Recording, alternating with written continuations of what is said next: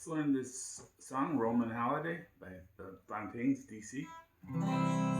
Starts out in C, goes to E minor. Then we can play C major 7. Just throw that in there.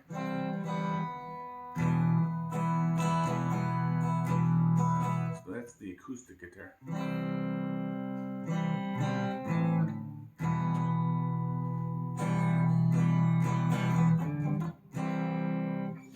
And then I was playing some licks at the 12th fret.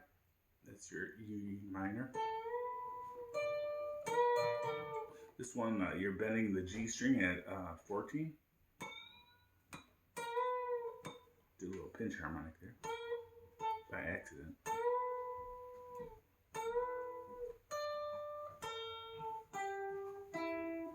Just bending that 14, you're going for this tone at 16.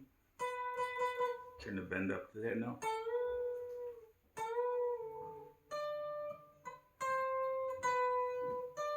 And you just play 15 on the B string while you're bending it. Play that with your pinky.